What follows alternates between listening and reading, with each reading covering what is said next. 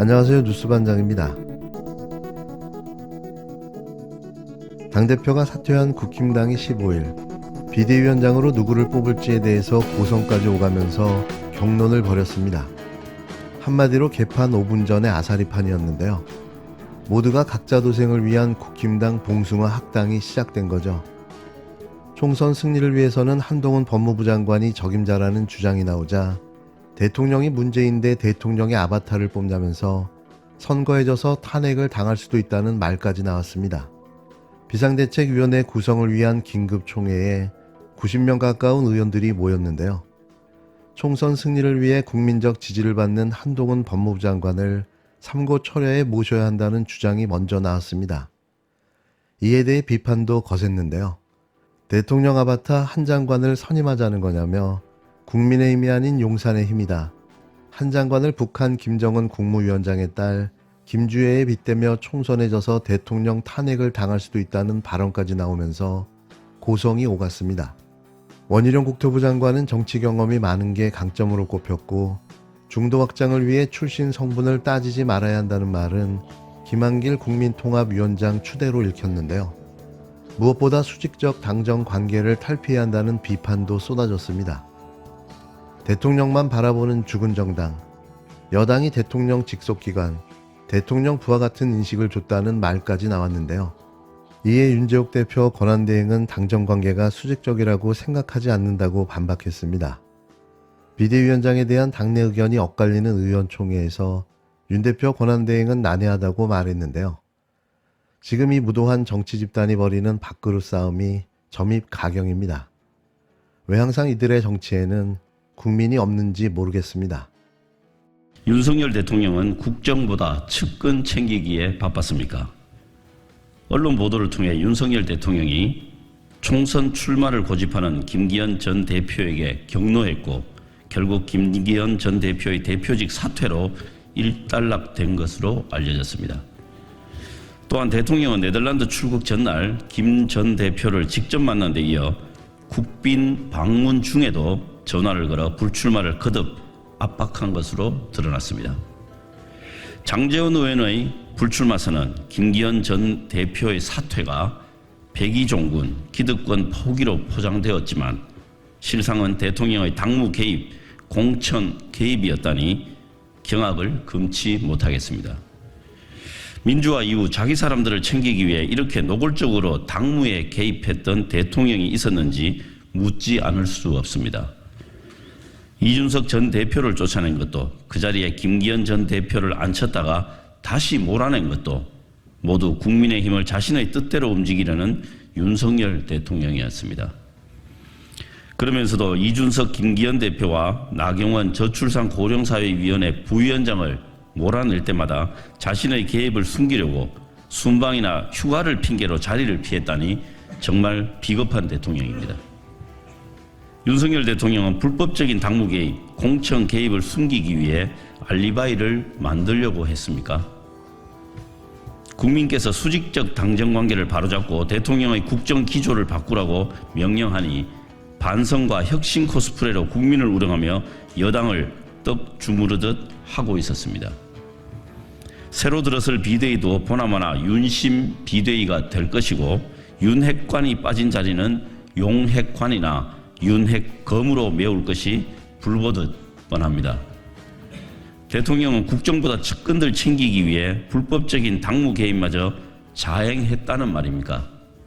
윤석열 대통령은 국민의 인내심을 어디까지 시험하려고 합니까? 윤석열 대통령의 당무 개입, 공천 개입은 준엄한 심판을 받을 것임을 엄중히 경고합니다. 이런 상황에 수많은 구설수를 만들어낸 네덜란드 순방을 마친 윤 대통령이 15일 귀국했습니다. 귀국한 윤 대통령 앞에는 당정 관계부터 김건희 특별법까지 여러 숙제가 기다리고 있는데요. 국민 열세로 외유를 즐기고 다녔던 그를 기다린 건 악재에 악재를 더한 최악의 악재만 남았습니다. 올해 13번째, 광란의 외유로 불리는 마지막 순방을 마치고 윤석열 대통령이 모처럼 방한했는데요. 이자의 정처 없는 낭인 행보는 그가 과연 이 나라의 지도자인가 하는 의구심마저 듭니다. 당대표가 물러난 여당에서는 윤재욱 국힘당 대표 권한 대행이 마중을 나갔는데요. 그가 잘라낸 김기현 당대표가 사라진 탓입니다. 지난 월요일 출국길에는 김기현 전 대표가 윤 대통령에게 고개를 숙이며 악수를 받았는데요. 여당 대표 사퇴를 계기로 대통령실에 대한 불만도 공개적으로 표출됐습니다. 이에 대통령실은 책임 정치를 하는 국회의원들이 대통령만 탓하면 다 해결되는 것처럼 행동한다며 오히려 적반하장의 모습을 보였는데요. 그러면서 당대표가 사실상 대통령의 국정 운영에 관한 책임을 지고 사퇴한 것이라는 지적도 나오고 있는 상황입니다. 대통령실은 당의 일이라며 선을 그었지만 후임 지도부 구성과 관련해 대통령실 개입 여부에 대한 주목도 높아졌는데요. 연말 국회에서 윤 대통령을 압박하는 건 야당이 오는 28일 본회의 처리를 예고한 이른바 김건희 특검 법안 때문입니다. 대통령실은 특검법 처리에 대한 구체적인 입장을 내놓지 않고 있는데요. 야당 주도로 국회 통과가 예상되는 상황에서 여당 내 다수는 대통령의 거부권 행사가 불가피할 것으로 보고 있습니다. 하지만 당정관계 전환에 대한 여당 내 요구가 이루어지지 않을 경우 내년 초 국회의 재표결이 이루어질 때 여당 내 기류가 일부 바뀔 수도 있는데요. 김건희 방탄 국회가 급변할 수도 있는 겁니다. 내년 총선 공천에서 밀려난 여당 현직 의원들의 역공이 김건희 특검법안 통과로 이어질 수 있는데요. 이게 최대의 관전 포인트가 될 듯합니다. 김건희 특검법과 별개로 최근 인터넷 매체 서울의 소리가 윤석열 대통령 부인 김건희 씨가 명품 가방을 선물로 받는 장면을 촬영해 공개했는데요. 이후 서울의 소리는 김건희 씨를 청탁금지법, 즉 김영란법 위반으로 고발했는데 검찰이 사건을 수사부서에 배당하고 검토에 들어갔습니다. 급격하게 악화되는 김건희 씨에 대한 여론을 어떻게 막아보겠다고 검찰이 이제와 또 보여주기 쇼를 하고 나선 건데요. 당연히 해야 할 수사를 하겠다고 언론 프레이를 시작한 겁니다. 검찰 관계자는 고발 사건 배당은 통상적인 절차라며 확대 해석을 경계했는데요. 저는 이 수사가 불기소 처분될 거라는데 500원을 걸겠습니다.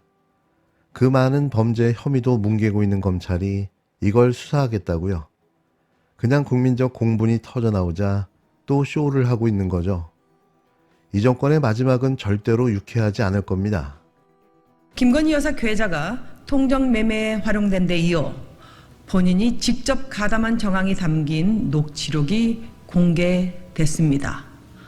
김건희 여사가 매도 주문을 알고 있었고 당연히 체결될 것임을 알고 있었다는 정황이 고스란히 드러났습니다.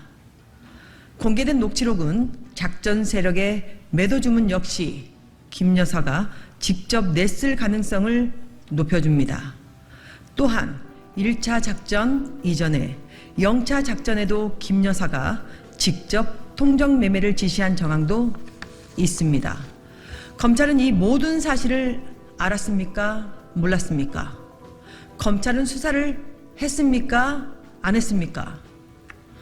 뻔히 알면서도 공소에서 아예 제외시켜 죄를 묻지 못하게 만들었다면 검찰은 공정을 말할 자격이 없습니다.